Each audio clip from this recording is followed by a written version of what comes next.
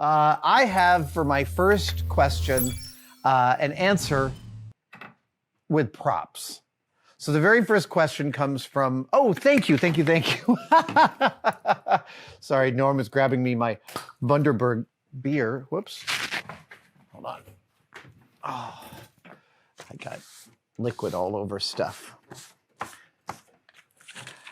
Yes. I am precisely as messy as you imagine that I might be. I missed that. So the very first question comes from Shadowfax 1007. Says, my small garage workshop has a serious lack of clamps, something I badly need to rectify. Do you have a go-to style of clamp that you use more than the others? The level of choice seems overwhelming. Yes, the level of choice of clamps is overwhelming, and so is the level of definition of what clamp means. You follow any woodworking channel, they are at some point in almost every video going to make a joke about the fact that there's no such thing as too many clamps to a carpenter. And you'll see these builds where someone makes a table and, 40 clamps are arrayed all around it. Or Ted Woodford is, gluing the back onto a guitar and using all these dowel clamps to hold the guitar sides together. But clamp means different things to different people. To a woodworker, it means compressing something to remove all but the critical amount of glue. For a lot of wood joints, less glue means a stronger joint. I'm not going to get into why that is, but to a woodworker, a clamp is a process tool. It is a tool that they use to get to the finished product. But for a generalist like me, that's only one of the things that a clamp does. For me, a clamp also holds work while I work on it. It also holds work and allows me to have a third hand. And so I'm going to walk you through the array of clamps that I use. The very first clamp anyone becomes familiar with is this guy. This is a C-clamp. I don't think it's any mystery why it's called a C-clamp. These are both great and terrible. When you have to hold several things rigidly while you work on them all at the same time, these clamps are not great. They tend to flex a little bit. However, everybody should have a set of these. And if you're going to buy one clamp, you should buy at least two. And if you can afford it, you should buy four. So I don't think there's any reason you should ever buy a single one of any clamp. You are always going to use more than one. So for the budding makers, buy two. For those with a little more disposable income, buy four. If you're me, it's about a dozen of everything. And they make these very small, and I have used them very small, and they're great. They can get into spaces that a lot of other clamps can't get to.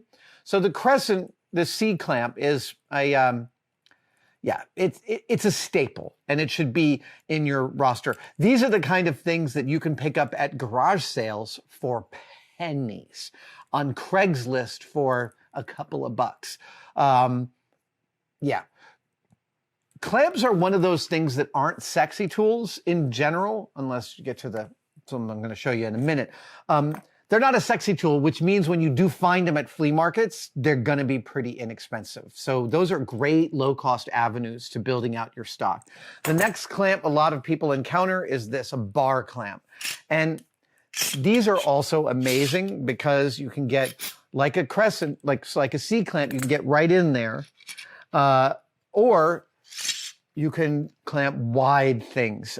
This is sort of my bread and butter size of bar clamp. I have four of these. It's 36 inches long. For a small shop, this is about as long as I think you'd ever want. Don't get me wrong. I've got a couple of 6-footers here, and I use them about once a year.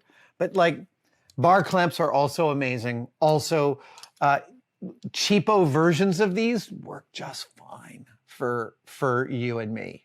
I think woodworkers would feel differently. They require a little more repeatability, and they use their clamps a lot more than your average generalist would. But bar clamps and C clamps, those are probably the first two you became familiar with. Let's get to the sexy clamps. Erwin tool, makers of the Vise grip, and there are other makers of the Vise grip, but Erwin invented the Vise grip. They came up with this, the quick clamp, many years ago. And honestly, these are phenomenal, especially because you can operate them one-handed. So you set it to the depth you want, let's say here, and then you squeeze and it closes in, and you could take a sip and then release. These things are amazing. For a model maker, their little baby quick grips are astoundingly wonderful. There used to be a version of these where you could actually, oh, no, you can on this one. Okay, here's one of the reasons I love these little baby ones, is because it's got a little Allen screw here. You can take this jaw and move it to here, to this hole, and then you've got a little spreader. Yeah. These are phenomenal. If you were going as a beginning maker wondering what clamps you should get these. Go ahead and buy some new versions of these. Buy 4 of these, buy 2 of these. The 18 inchers, I find these guys are a little more useful than the 12 inchers. I'm regularly finding that the 12 inchers are like, they run out of room. But again, just get a couple. Just get a couple. You'll end up with more. I think I have about a dozen of these that I've collected over the years, and I use them all the time. I really use these all the time, and they are still not quite my go-to clamp, per your question.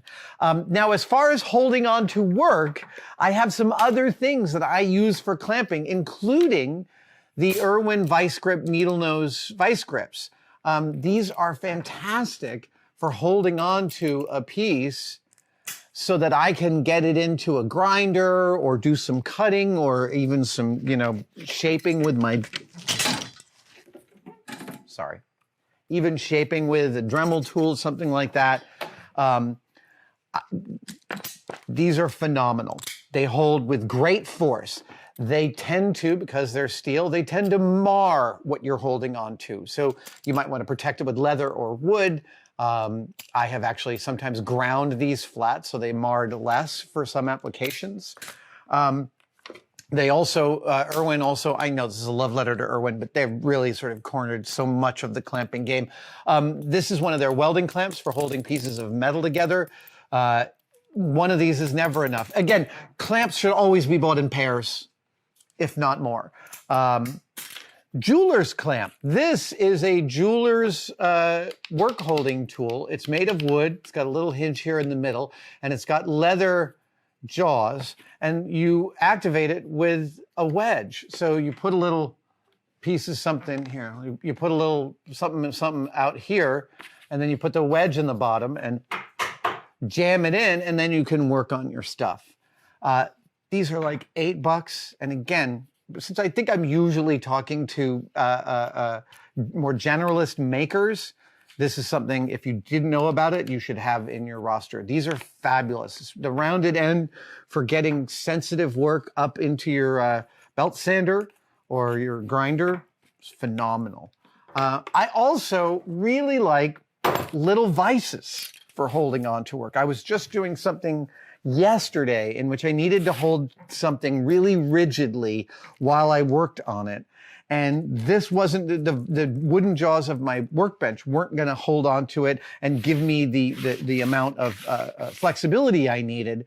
And this is a little Palmgren vise. I have about 1, 2, 3, 4, 5, 6, 7 little vices.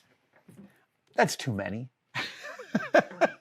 But again, these show up on Craigslist all the time. And you might not need its precision that like a really nice little machinist vise could yield. You might not need that. But if you can buy an old one like this for $20, it's very much worth having. The little vices I have sit on a shelf, and I reach for that shelf a lot. But my go-to clamp, my every single day clamp, is the Cant Twist. That's spelled K-A-N-T Twist, made by Clamp Co. South El Monte, California.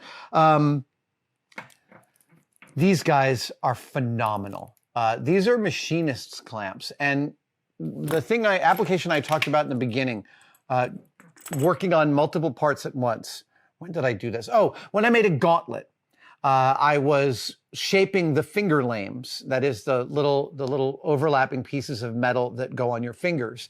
And I had cut them all out square using a shear, but then I wanted to round their ends. And so I stacked them up in groups of 10 to shape them round, to shape their roundness on my disc sander. This kind of thing, the C-clamp,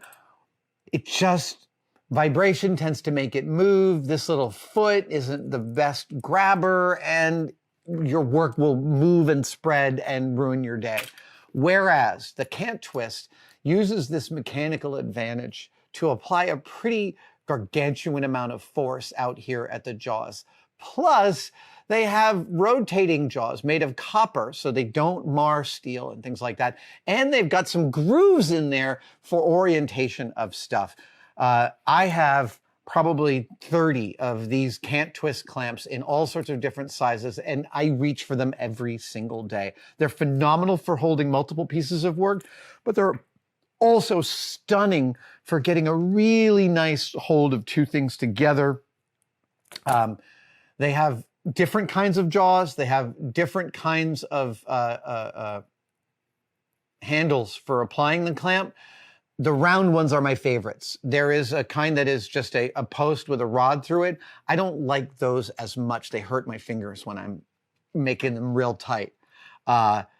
These are clamps that I have abused, and I have never broken one, ever. These are my favorites. Yeah. These little baby tiny ones are just so freaking cute. This is a 3/4 inch, and I think that's the smallest. If it's not, and I'm going to research this after the live stream, I'm going to buy some of the smallest ones. Why do they have numbers on their back? Simply because I had them all lined up in one location, and I just put numbers on their back because I like labeling things. Yeah. There you go. There is my Clamp 101. If I've missed something, let me know in the comments. But I think this covers a sort of broad spectrum for the generalist. Yeah. Well, let's go. Wow. Many questions already. Oh,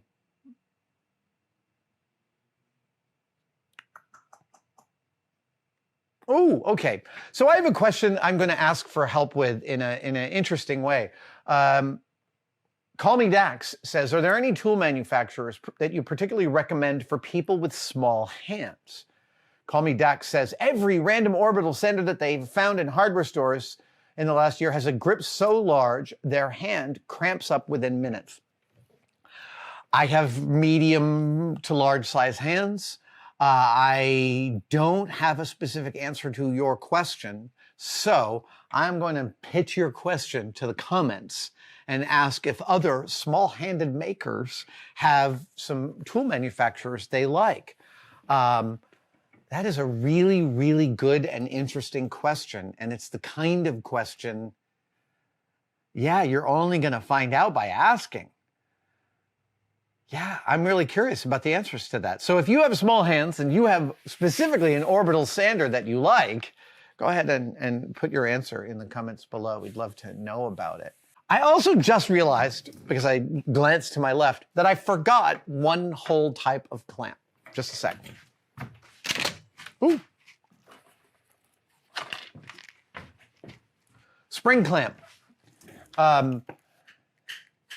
These guys, you might not think of this as a clamp, even though it's called a clamp. No, these are really, really stunning, and you should definitely buy at least 4 of these if you're going to get any, and get them of a couple of different sizes. These are great for all sorts of stuff. Holding on to something while you're painting it. That is one of my primary uses for these, and they live on my painting stand over there, which wasn't built as a painting stand, but it's become one. They can mar your work, which is why they often have soft jaws, but they're pretty cheaply made, so those soft jaws tend to work through themselves and be less useful, but this is another clamp that I use constantly. Thank you so much for watching. If you'd like to support us even further, you can by becoming a tested member. Details are, of course, below, but it includes all sorts of perks, and we're building them all the time. You get advanced word and behind-the-scenes photos of some of our projects. Questions, you get to ask direct questions during my live streams, and we have some members-only videos, including the Adam real-time series of unbroken, unedited shots of me working here in the shop. They are weirdly meditative. Thank you guys so much. I'll see you on the next one.